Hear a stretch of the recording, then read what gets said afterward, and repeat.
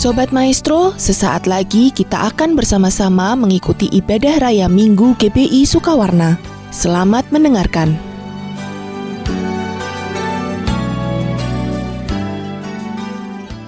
Shalom Jemaat Tuhan Rayon 2 dimanapun Anda berada. Siapkan hati untuk menerima kebenaran yang memerdekakan. Mari kita berdoa. Kami undang Roh Kudus memenuhi hati dan pikiran kami. Urapan Roh Kudus memampukan, menyanggupkan kami mengerti hati Tuhan. Dan kebenaran firman Kristus dinyatakan. Sehingga yang lemah dikuatkan, yang sakit disembuhkan, yang terikat dibebaskan. Dimanapun umat Tuhan secara online memperhatikan, mendengar, mengikuti ibadah ini, mereka akan mengalami perjumpaan secara ilahi. Urapi hamba-Mu dalam nama Tuhan Yesus. Amin. Hari ini saya mau share tentang kesabaran. Karena kesabaran berbicara sebuah kunci yang sangat-sangat menentukan di tengah krisis, di tengah pandemi, untuk mengubah beban menjadi berkat. Bahkan kesabaran menjadi sebuah kunci untuk Anda mengalami yang terbaik daripada Tuhan. Zaman sekarang, saudara, orang terbentuk oleh kondisi sosial, keadaan teknologi yang serba cepat. Contoh, internet. Ada 3G, 4G, 5G. Tempat-tempat di mana nongkrong to hang out dengan internet yang cepat, maka akan penuh ditongkrongi oleh anak-anak muda. Kemudian saudara, negara berlomba menghasilkan internet tercepat. Dulu Taiwan tercepat, kemudian Korea Selatan. Sekarang survei berkata Inggris sanggup dalam 1 detik 178 terabyte. Artinya seperti seluruh konten film di dalam Netflix itu bisa di-download dalam 1 detik. Dan mereka bangga dengan kecepatan. Negara-negara membangun kereta api tercepat. Bandung-Jakarta sebentar lagi selesai. Kecepatan kereta api maksimum 350 km per jam. Pasti dengan tiket lebih mahal. Tapi orang rela membayar mahal asal lebih cepat. Orang rela membayar mahal asal tidak mengantri atau tidak menunggu.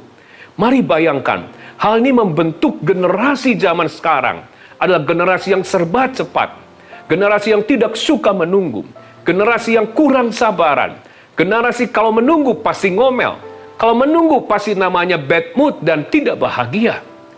Mari bayangkan, hal ini berdampak terhadap yang namanya kerohanian. Orang Kristen banyak sekali hari-hari ini terdampak oleh karena situasi yang serba cepat. Sehingga mereka tidak suka proses, tidak suka menunggu Tuhan, tidak suka menunggu jawaban dari Tuhan. Yang mereka inginkan instan, doa langsung jawab. Mereka tidak menyukai proses. Padahal saudara, kesabaran adalah kunci yang penting untuk Tuhan turun tangan dalam hidup Anda.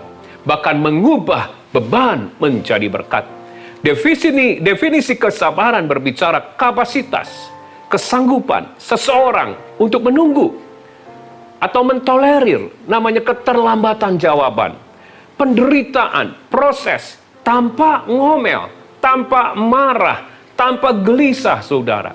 Dan rasanya mungkin ada di antara kita berkata, mana mungkin Pak Henry zaman now ada orang yang bisa sabar. Tapi saya katakan Galatia 5 ayat 22 dan 23, kesabaran adalah buah roh. Artinya bukan karena kekuatan jiwamu, tapi karena ada Roh Kudus dalam hidupmu yang berkarya. Karena ada Roh Kudus dalam hidupmu yang menyanggupkan. Jadi seberapa dalam Anda bergantung menghormati Roh Kudus, dan seberapa kuat itu pun hidupmu akan menghasilkan buah kesabaran. Nah, hari ini saudara, Yesus memberikan contoh dan teladan dalam hidupnya. Dia mengerjakan 3,5 tahun pelayanan di bumi. Dan 6 jam ke dalam karya agung di kayu salib. Untuk yang 3,5 tahun dan 6 jam di kayu salib, Yesus harus sabar menunggu sebuah preparation, sebuah penantian, penungguan selama 30 tahun. Pertanyaannya, Yesus saja harus dengan sabar menunggu sebuah proses sebelum semua karya dituntaskan. Apakah kita tidak akan menjadi orang yang sabar? Hari ini kita mau belajar berbicara kesabaran. Bagaimana membentuk kesabaran di tengah krisis ini supaya mengubah beban menjadi berkat dari satu tokoh dalam Alkitab namanya Yakobus. Mengapa kita angkat Yakobus? Saudara, Yakobus sebelum penuh dengan Roh Kudus di hari Pentakosta, ketika Yesus ada di muka bumi dan Yakobus ada mendampingi Tuhan Yesus selama 3,5 tahun, apa yang terjadi? Yakobus adalah salah satu murid yang nggak sabaran, kurang sabar, sehingga dia disebut sebagai anak guru, saudara. Markus 3 ayat 17 dikatakan Yakobus diberinya nama Boanerges, yaitu anak-anak guru. Mengapa? Ia pernah meminta kepada Tuhan, apakah perlu saya meminta agar langit menurunkan api membakar orang-orang ini? Karena mereka menolak Yesus dan murid-murid. Bahkan Yakobus pernah berkata di dalam Markus 10 ayat 35 sampai 37. Dia berkata mendekati Yesus dan berkata kepadanya, "Guru, kami harap supaya engkau mengabulkan permintaan kami." Apa yang dia minta? "Perkenankanlah kami duduk dalam kemuliaan-Mu. Seorang di sebelah kanan, seorang di sebelah kiri." Dia ingin jadi yang terbesar. Dia nggak sabar, saudara. Dia ingin jadi pemimpin di antara semua para rasul. Itulah Yakobus sebelum Roh Kudus memenuhinya, saudara. Tapi apa yang terjadi? Setelah Yesus bangkit dari kematian dan Roh Kudus dicurahkan, dan Yakobus penuh Roh Kudus, transformasi terjadi. Yakobus yang tidak sabar justru sekarang menjadi seorang soko guru, bahkan yang mengajar soal kesabaran kepada gereja Tuhan. Mari kita lihat dan kita masuk dalam kebenarannya lebih dalam lagi. Yakobus pasal 5 ayat ke-7 sampai ayatnya yang ke-11. Di dalam Yakobus 5 pasal 7 dan sampai ayat ke-11, Yakobus mengibaratkan ada 3 tokoh. Tokoh pertama adalah petani. Tokoh kedua adalah nabi. Tokoh ketiga adalah Ayub. Dari 3 tokoh ini kita akan belajar 3 jenis kesabaran yang harus Anda dan saya miliki di tengah pandemi ini. Ayat ke-7, karena itu saudara-saudara bersabarlah sampai kedatangan Tuhan. Sesungguhnya petani menantikan hasil yang berharga dari tanahnya. Dan ia sabar sampai telah turun hujan, musim gugur dan hujan musim semi. Saudara semua, bicara petani, berbicara seseorang yang menghadapi situasi yang uncontrolled, situasi yang tidak bisa terkendali, situasi yang sulit, situasi atau keadaan yang penuh dengan krisis. Mengapa? Karena petani, dia menabur, kemudian dia bekerja, menyiram, dan menunggu yang namanya masa dari bajak sampai tuai dengan sebuah ketidakpastian. Bisa saja yang namanya musim kemarau yang berkepanjangan, atau musim hujan yang menjadi buat banjir, ataupun hama yang menyerang. Ini berbicara sebuah situasi yang tidak terkendali. Nah, kata sabar di ayat ini menggunakan kata edekomai. Artinya, wait with anticipation. Kita harus sabar menunggu dengan berantisipasi. Itulah yang petani lakukan. Petani tahu waktu dia membajak, dia mulai menabur dan mengerjakan. Situasinya di luar kendali tangannya. Ada banyak hal-hal yang bisa terjadi di luar kehendaknya. Tapi dia sudah berantisipasi dengan segala hal. Dia mempersiapkan dengan hikmat apapun terjadi ketika hama datang atau sesuatu terjadi. Pertanyaannya saudara, mungkin saudara hari ini sedang mengalami situasi yang uncontrolled, di luar kendali hidupmu. Pandemikah? Penyakitkah? Krisis keuangankah? Krisis ekonomi? Hari ini, di tengah keadaan seperti itu, belajar seperti pertami, edekomai, bersabarlah. Dengan berantisipasi, artinya siapkan hati, siapkan hikmat, untuk kita bisa beradaptasi dengan apapun keadaannya. Tapi yang terpenting, mengapa petani bisa sabar menunggu dari membajak sampai menuai? Karena petani punya vision, punya hope. Nanti aku akan menuai. Ini kata kunci yang penting hari ini, supaya Anda sabar menghadapi situasi yang tidak bisa Anda kendalikan. Anda harus punya visi. Visi ini berbicara juga perspektifnya Tuhan. Mari Anda lihat semua yang kau alami dengan kacamatanya Tuhan. Kacamata Tuhan adalah kaca kebangkitan Kristus dari antara orang mati. Artinya saudara, apapun keadaannya, Tuhan selalu membawa kita di dalam jalan kemenangan. Seperti dalam 2 Korintus pasal keempat, saudara. Tuhan selalu membawa kita dalam jalan kemenangan. Apapun situasinya. Mau jalan buntu, jalan penuh dengan lika-liku. Bersama Yesus yang sudah bangkit, kita akan selalu alami melihat kemenangan. Tuhan sanggup mengubah dari yang tidak baik menjadi baik. Selalu ada harapan. Selalu punya visi bahwa hari esok kita melihat dengan kacamata Tuhan. Ada sesuatu yang baik. Oleh karena itu akan memberikan bagi Anda kekuatan untuk Anda sabar, saudara. Saudara, sebagai contoh, mungkin Anda pernah ketika haus, Anda buka kulkas dan Anda ingin minum air es. Tapi waktu melihat, itu tempat es batu semua kosong. Kita isi dengan air dan kita tunggu. 30 menit kita lihat, sudah mulai mengeras. Tapi Anda nggak sabar karena Anda haus. Akhirnya, Anda buka itu, cetakan esnya. Dan apa yang terjadi? Yang kelihatannya sudah jadi es, ternyata berubah jadi air semua. Tapi kita perlu menunggu dengan sabar, saudara. 2 jam, 3 jam kah? Sampai jadi. Itu yang Tuhan inginkan. Sebagai anak-anak Tuhan belajar dari petani. Ketika Anda menghadapi situasi yang tidak terkendalikan hari-hari ini. Caranya apa? Nunggu kairosnya Tuhan.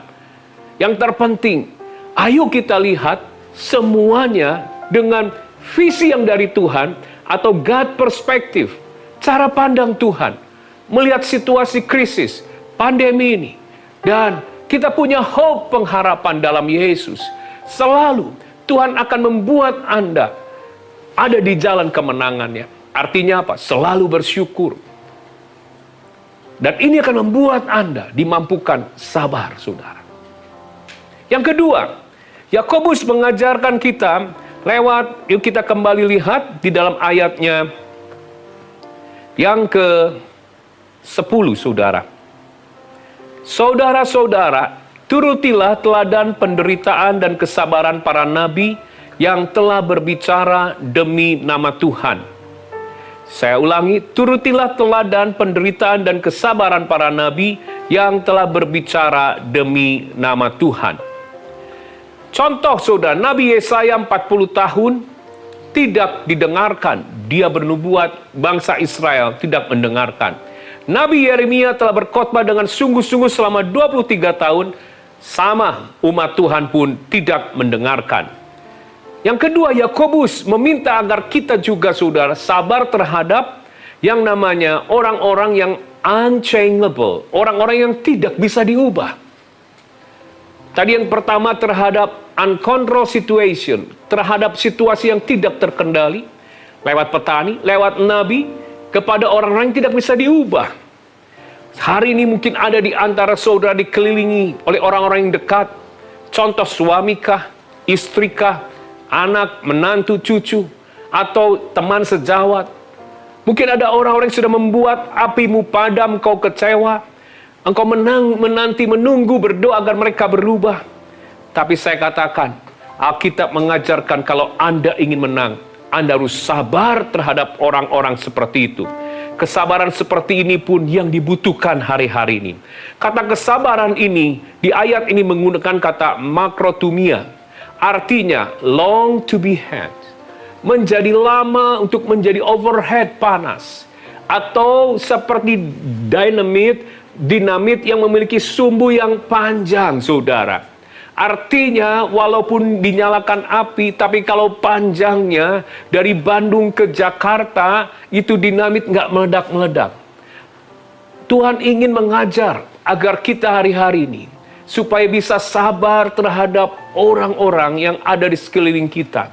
Yang mungkin sudah melakukan kesalahan berkali-kali. Kita beri kesempatan. Bapak Ibu, dengarkan sekali lagi.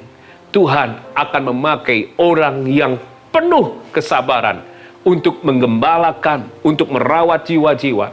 Dan Tuhan mau Anda berdoa terus-menerus tanpa henti bagi orang-orang yang sedang kau doakan. Dan biarlah, bagaimana caranya?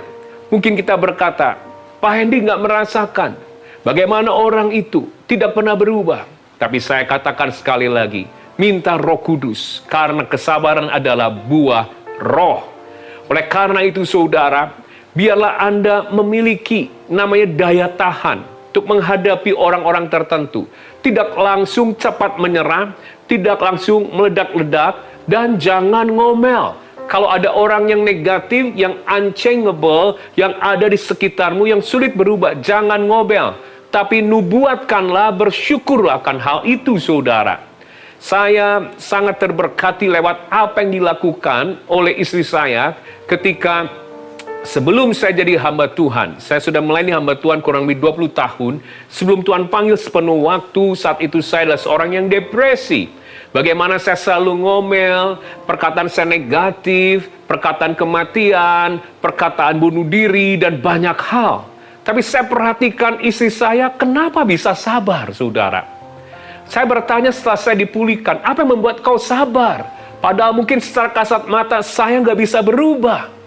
Satu hal yang membuat dia sabar adalah doa. Dan saya tanya, kapan engkau berdoa? Ketika engkau tidur. Apa yang kau doakan? Dia tumpang tangan atas diri saya. Dan dia mulai menubuatkan. Dia pinginnya ngomel. Dia pinginnya berteriak. Tapi itu pilihan. Perkataan yang akan dilepaskan, ngomel atau doa, bersungut-sungut atau kata-kata profetik bersyukur, itu pilihan bagi istri saya. Dan saat itu, itulah yang membuat dia menentukan dia akan sabar atau tidak terhadap diri saya. Saya bersyukur karena dia pilih bukan untuk ngomel, bukan untuk mengata-ngatai saya. Saya tidak pernah mendengar dia mengata-ngatai saya ketika saya terjerembab dalam lembah depresi. Walaupun sudah terikat dengan obat dari psikiater, tapi istri saya setiap malam dia mendoakan, kau akan jadi pengkhotbah, kau akan dia menciptakan. Dan sampai sekarang, setelah pandemi ini, ketika pandemi ini tahun 2020, istri saya mengakui semua yang saya lihat tentang engkau itu adalah apa yang saya doakan 20 tahun yang lalu. Mungkin ada pribadi-pribadi yang unchangeable di rumahmu, di sekitarmu.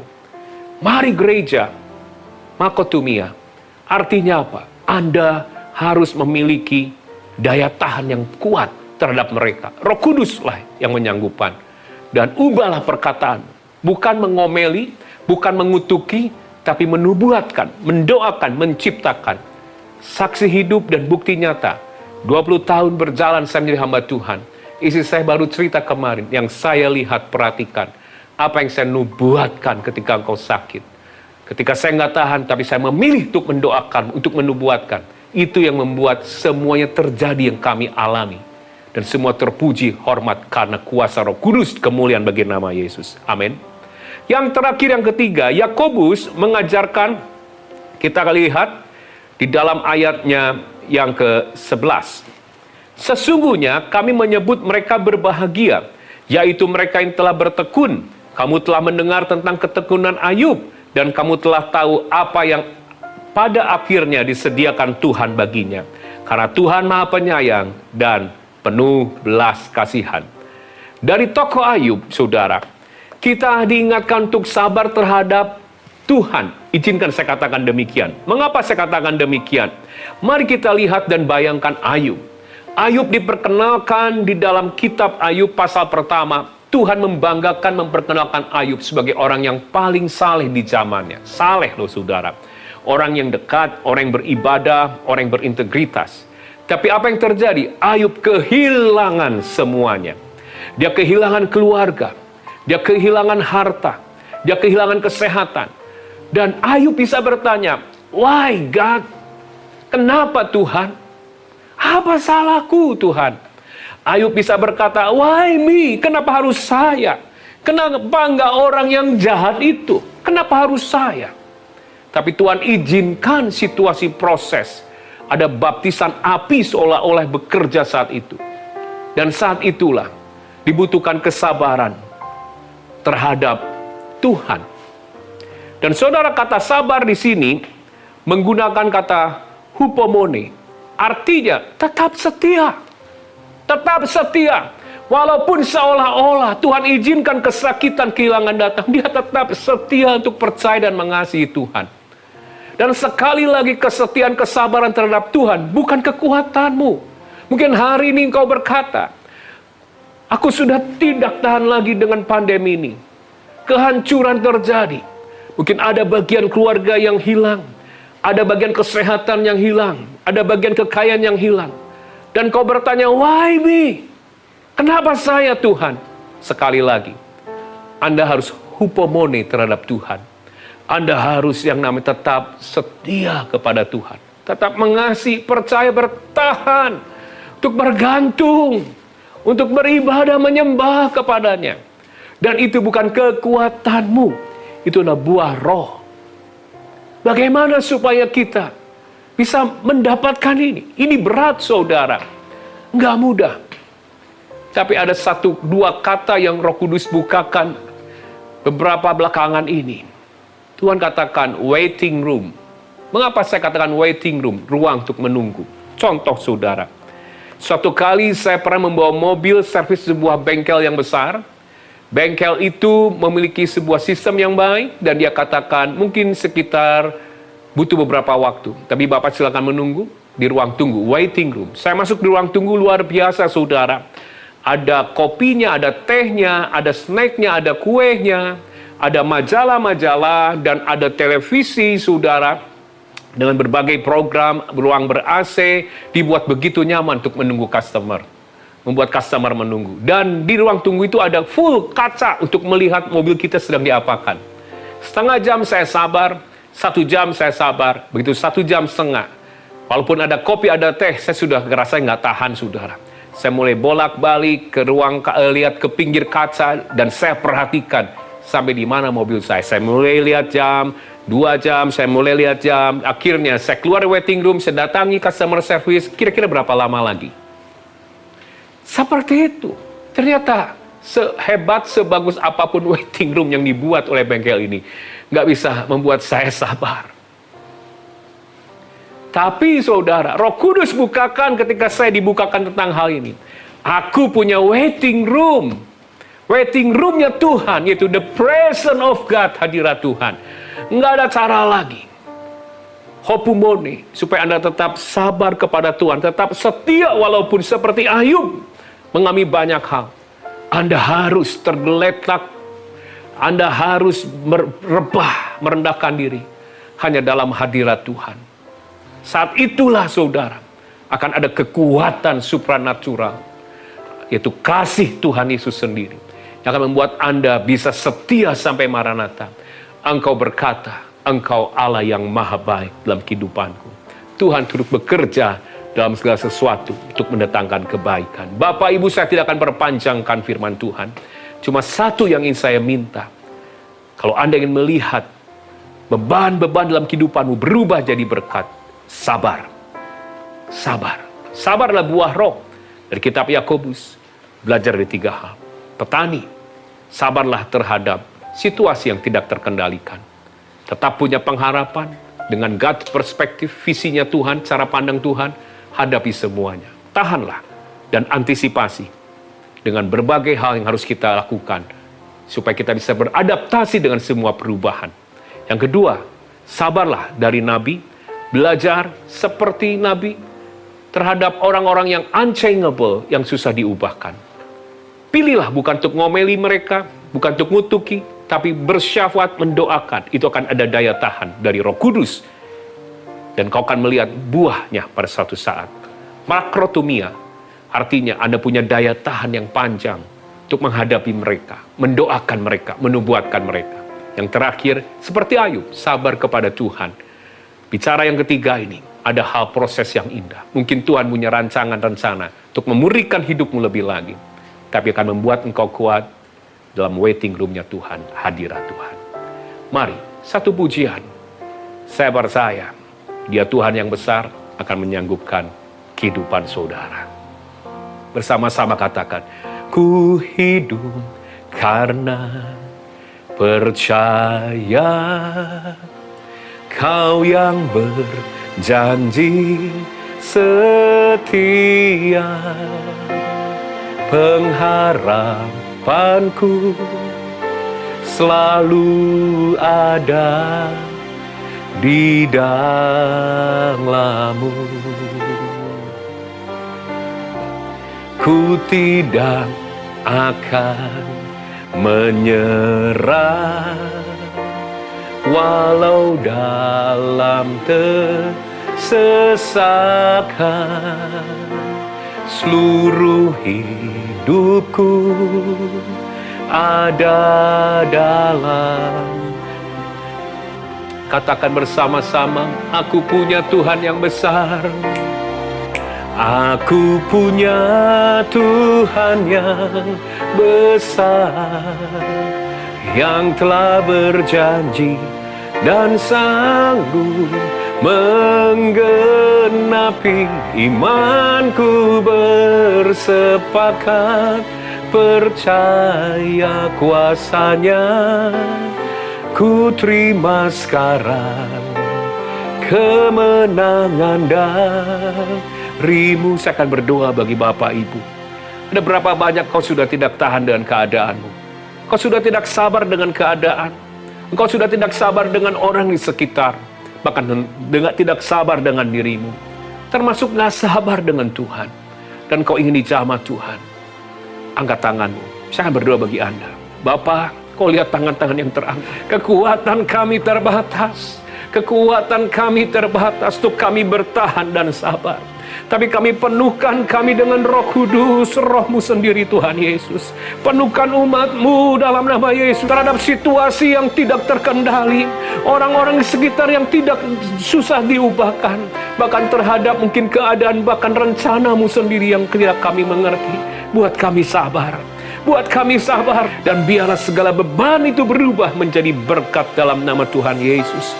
Urapi umat-Mu, urapi anak-anak-Mu. Terjadi terobosan, terjadi kekuatan. Buah roh berlimpah, kesabaran di tengah pandemi ini. Terima kasih Bapa. Hamba-Mu selesai berbicara, tapi Roh Kudus kan terus beracara. Berkati umat Tuhan berlimpah, limpah, limpah. Dalam nama Tuhan Yesus. Haleluya. Mari saudara-saudara, kita akan masuk dalam perjamuan kudus. Kita akan mengingat ayat ini. Sebab setiap kali kamu makan roti ini dan minum cawan ini, kamu memberitakan kematian Tuhan sampai Ia datang. Perjamuan kudus adalah perjamuan Tuhan Yesus sendiri. Setiap kali kita masuk dalam perjamuan kudus, Tuhan Yesus selalu berkata, biarlah ini menjadi peringatan akan aku. Karena itu mari, arahkan hati kita kepada kebaikan Tuhan. Kita akan mengingat kebaikan Tuhan. Mari tundukkan kepala. Bapa, siapakah kami sebelum kami mengenal Engkau? Kami semua orang berdosa. Upah dosa adalah maut, mati. Tapi Engkau yang tidak berdosa telah dijadikan dosa oleh karena kami semua. Engkau harus turun dari sorga mulia, menjelma menjadi manusia, mati ganti kami dengan penderitaan yang luar biasa. Sungguh ya Bapa, kalau kami pikirkan betapa baiknya Engkau itu. Engkau jadikan kami sebagai anak-anak-Mu. Engkau yang memberkati kami, Engkau yang membela kami, Engkau melindungi. Engkau menyembuhkan kami dari sakit penyakit. Engkau menjaga kami selama pandemi COVID-19 ini. Terima kasih ya Tuhan. Engkau juga tegur kalau kami salah. Itu Engkau ya Abah. Itu Engkau ya Abah. Saudara, Tuhan akan memberkati saudara melalui perjamuan kudus. Tapi Tuhan mau kita makan dan minum dengan cara yang benar. Karena itu saya mau mengajak saudara untuk introspeksi. Lihat keadaan dirimu masing-masing. Jangan menyimpan dosa. Kalau ada dosa yang diingatkan oleh Tuhan kepada saudara, langsung minta ampun. Minta ampun. Katakan, ampuni saya Tuhan. Ampuni saya Tuhan. Ampuni, ampuni, ampuni. Supaya saudara diberkati. Minta ampun. Minta ampun. Ampuni Tuhan. Ampuni kami semua. Ampuni Tuhan. Hamba boleh memintakan juga ampun buat mereka. Ampuni juga hamba-Mu. Terima kasih. Terima kasih ya Apa. Terima kasih. Kami akan masuk dalam perjamuan kudus dengan hati yang penuh ucapan syukur. Dalam nama Yesus. Amin. Sekarang saudara, mari kita angkat roti di tangan kanan kita tinggi-tinggi. Sebab apa yang telah kuteruskan kepadamu telah aku terima dari Tuhan Yesus. Yaitu bahwa Tuhan Yesus pada malam waktu diserahkan mengambil roti. Dan sesudah itu ia mengucap syukur atasnya. Dia memecah-mecahkannya dan berkata, Inilah tubuhku yang diserahkan bagi kamu. Perbuatlah ini menjadi peringatan akan aku. Saudara dikasih Tuhan, bukankah roti yang kita pecah-pecahkan ini adalah persekutuan kita dengan tubuh Kristus? Mari kita makan dalam nama Yesus.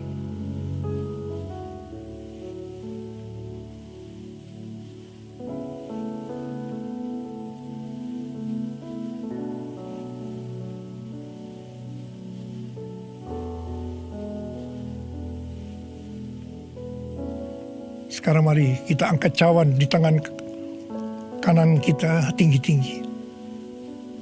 Demikian juga ia mengambil cawan sesudah makan lalu berkata, cawan ini adalah perjanjian baru yang dimeteraikan oleh darahku.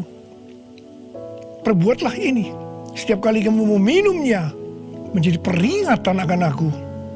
Saudara dikasih Tuhan, bukankah cawan pengucapan syukur yang atasnya kita ucapkan syukur adalah persekutuan kita dengan darah Yesus? Mari kita minum dalam nama Yesus.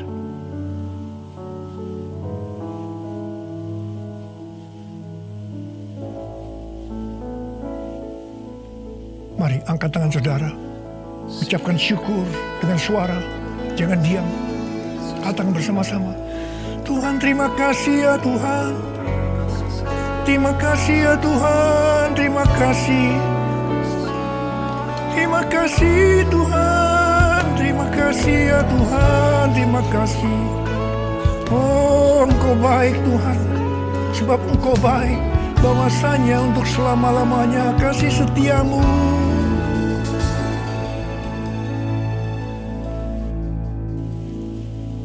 Sekarang terimalah berkat Tuhan.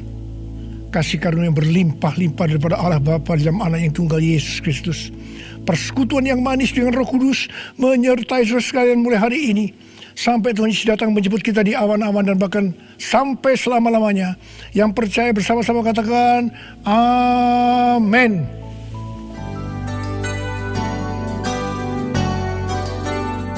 Sobat Maestro, Anda baru saja mengikuti ibadah raya Minggu GBI Sukawarna.